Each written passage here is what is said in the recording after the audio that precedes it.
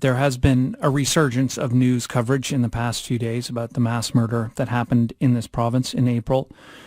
News reports will come up again and again and again as new details are uncovered by journalists when the public inquiry begins its work. It is just one of many, many factors that complicates grieving around incidents like this for families and for friends who lost loved ones, in this case on April 18th and 19th. One of those people who lost a loved one, two of those people, one in particular, Jenny Kierstead, her sister Lisa McCulley, died on the night of April 18th. Jenny and her daughter, Sophie Kierstead Abbas, are joining us now to talk about how they have confronted the trauma of that event and the grief of Lisa's loss. Jenny and Sophia, welcome to Main Street. Thank you. It's an honor to be here. Hi there. Hey, Sophia. We haven't spoken with you before on this program, so I just want to start by saying that I'm so sorry for this. Oh, thank you so much. That means a lot. Yeah, thanks. Can I start by asking, Jenny, and if this is not, if you don't want to answer, I totally get it, but how are Lisa's kids doing? I think as best as could be expected. Sure. Yeah, it's a long road for all of us.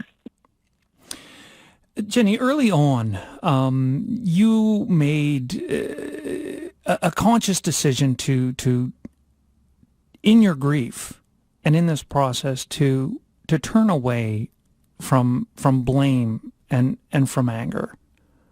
Why did you make that choice? Well, I don't know that I did choose to turn away from anger. I think I chose to embrace the experience, whatever flows on a daily basis. So I have had moments of rage and intense anger, and I've just allowed myself to feel it and to move through it in the healthiest way possible. In terms of blame, I think that I'm a big picture kind of person, and I'm in the field of body-mind wellness, and so for me, I'm thinking big picture, like how did this happen? I remember about a month after the massacre, I don't watch much TV, but I did see an interview with Jimmy Kimmel and Russell Crowe, and he had just finished filming the video, the movie Unhinged. Mm-hmm. And Russell spoke about how difficult it was to play a character that was completely void of humanity. And that really resonated. And so I guess that's what I'm living with is how can someone get to that point that is so void of humanity and any measure of compassion. And so I think for me, being a spiritual practitioner myself, it has really called me to task to practice compassion and humility, and that is not easy right now. And so is this compassion then for the man who committed these acts?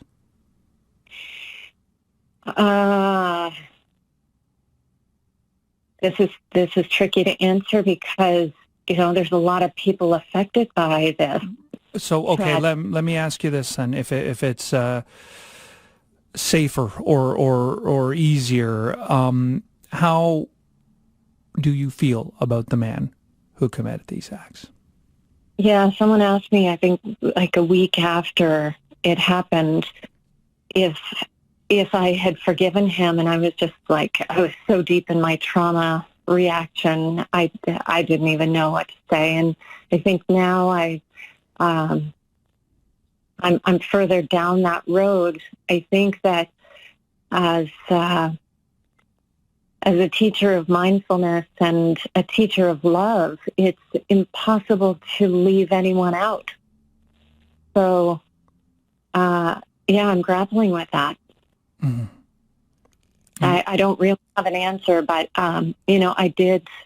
I met this man a number of years ago, and he was charming and generous and kind. And so my question right now is what went wrong, and how do we intervene before mental instability gets to this point? Those are my big questions.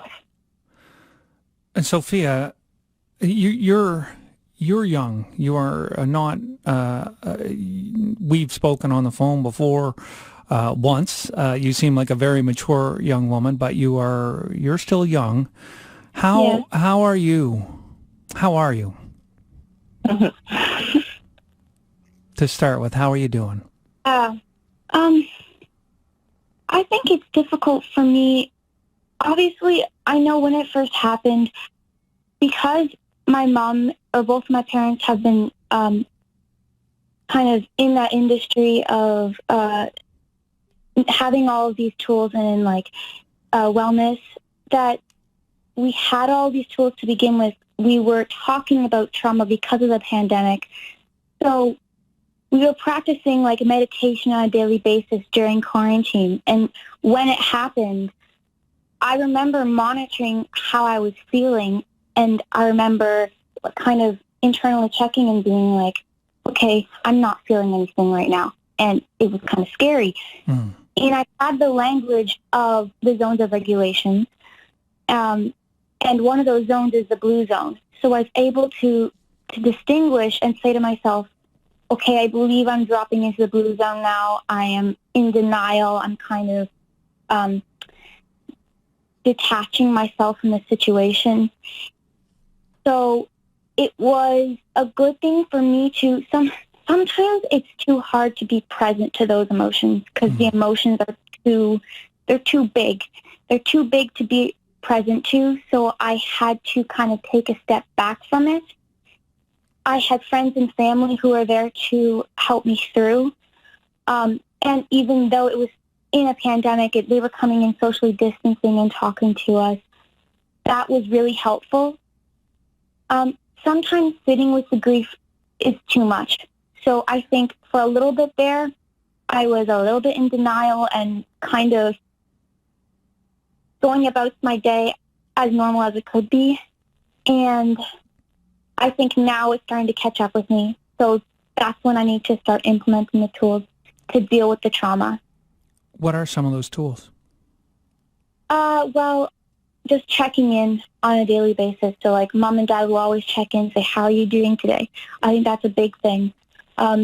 If you know someone or, I think the entire province is dealing with trauma from this event. So checking in with your family and asking them, how are you doing? How's your day? What can I do to help? I think that is a huge, huge question to ask because sometimes we don't want to talk about it. And you have that. You don't need to talk about it. But sometimes it's useful to share what you're feeling if you feel comfortable. I think that's what's really helped me is to sit down with mom and dad and say, okay, today I experienced this. This triggered me. I was put into a traumatic response. What can I do to make sure that next time I am calmer when this happens? So that's kind of what I'm doing. And it's really interesting for me. So we were, right before this happened, Blair and I were preparing for a trauma-informed mindfulness conference. So trauma language was all through the house. And so when it happened, we were all stunned, but we knew to come together. And we knew, the girls knew that they didn't need to have the answers. They just needed to show up for me. And, it was really interesting to kind of have them hold space for me through this because I wasn't able to be available to them. And that's a little bit concerning as a parent, but they seem to be okay. Right. Well, can you just help me with a couple of terms there? You said they have, I needed them to show up for me and they needed to create space for me. What did that look like? Or what does Just that look like? So when I say showing up, I just mean like being there. So, often I would break down in tears in the kitchen doing dishes, and they just rush over to me and embrace me. And they knew they didn't need, it wasn't an academic, there wasn't an academic solution. It was Right, yeah. to be present. Yeah. I don't think there's any right or wrong way to go about dealing with trauma, and because everybody reacts differently. Yeah. Yeah, but when I said it's a long journey, just to hear Lisa's name on the news just now, it still shocks me. Like I'm still recovering from the shock of it. I'm still in disbelief at some level. Mm-hmm. It's something that I was thinking as I was preparing for the conversation with you two today that, I was imagining what it is like to get this news, because these are the kind of things that we hear about in the news. We hear about, but it's always someone else. Right, yeah. And that the acceptance, or getting to a point where you accept that, no, in this case, it's not someone else. This is my family. This is my loved one. Yeah. Yeah, the grief runs so deep on so many levels. The loss of Lisa's life and her dreams. She wasn't done. And the family that she had created, and then our family. And I think I mentioned that we lost my brother 2.5 years ago. So we have complex trauma and grief from all of that as well. And so it's kind of been a compilation of grief. And I do wonder how all of these losses will shape our girls' lives. And one day I asked Bella, who's 12, I said, why? I just don't know why all of these deaths have come into our lives, and why we're facing this, because both my siblings were like mid to late 40s, which is pretty young today. Yeah. And God love Bella, she said, well, Mom, you're teaching us about life. And I guess this is real life, unfortunately. Yeah. Sophia, I'd like to ask you, your mom just said that it's a long road. It is a long road, and I have never dealt with loss like this, not this nature of loss, not this, because it's an intrusion into a person's life. When violence comes into a life like this, it's a gross intrusion. Other things we expect, but this is a really gross invasion of your life. And we were never, I don't think, ever really back. We never are the same again. Like, we move on with this. Yeah. And I wonder, Sophia, when you're making, you say there's no right or wrong way to deal with trauma or grief. Do we often times try to rush this? Try to rush getting back to a quote-unquote normal? Do you feel that? Are you impatient to get back to normal? Do you wish for that, I guess? I think that I kind of accepted that life is never going to be the normal it was before. It's now living with a new normal. So that's what I've been working with. I have to deal with it now. I can't work against it. So I have to accept it and move forward, knowing that I can't take it back. I can't go back. I can't control it. And I think that was a huge thing for me, because at the beginning I was like, oh, what if this, what if that? So it was really huge for me to just kind of sit with myself and say, Sophia, you can't go back and change what happened. Now we have to heal. And so that's what I've been doing. Jenny? When I hear her say that, I just have a memory of us a few weeks after we got the news, and we were just, trying desperately to survive. And Lisa had counseled us on a trampoline.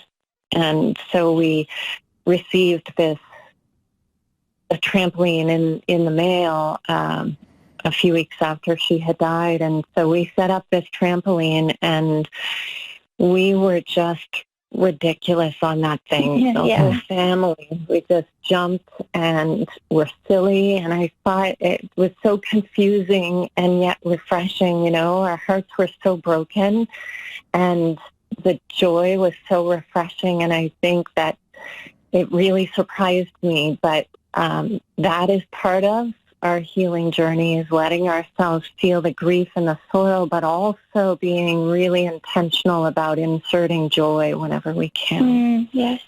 Yeah. Sophia, how do you remember your Aunt Lisa? Oh, she was such a loving person. Talk about joy. Yeah. She was just, oh my gosh. And, if anybody who met her, she was just the most amazing mother. Like, those two children, they had the most amazing mother ever. And I'm so happy that they had that time with her. Just, I don't even have words. I mean, I said this before to Mom. It's like she was such a big spirit, you can't put it into words.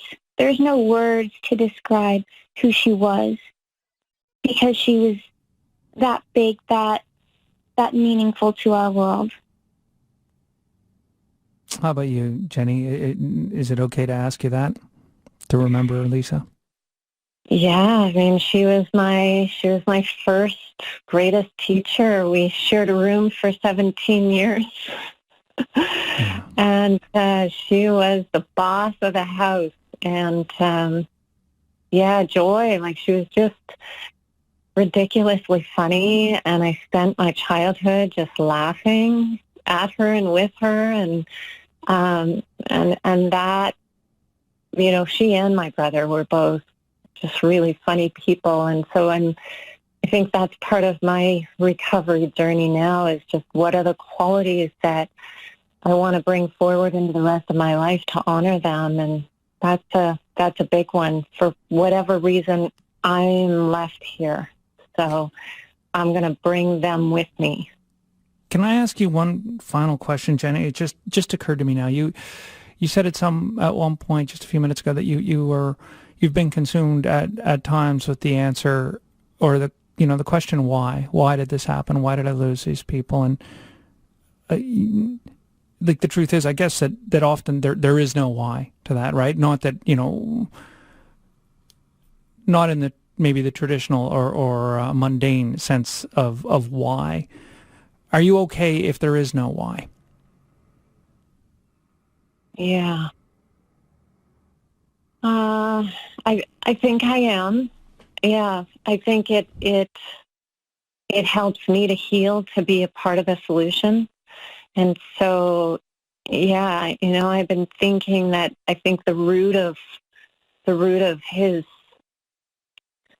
this tragedy is geared around mental health and addiction and domestic abuse, and there's lots more work to do.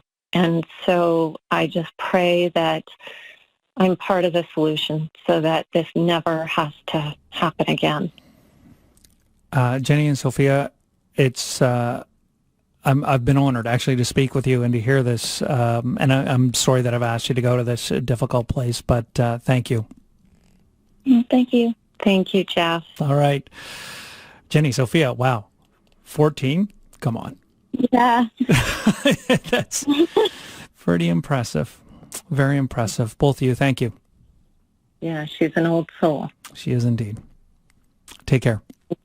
Bye. Jenny Kiersted's sister, Lisa McCulley, was murdered on April 18th. Sophia Kiersted Abbas is her daughter.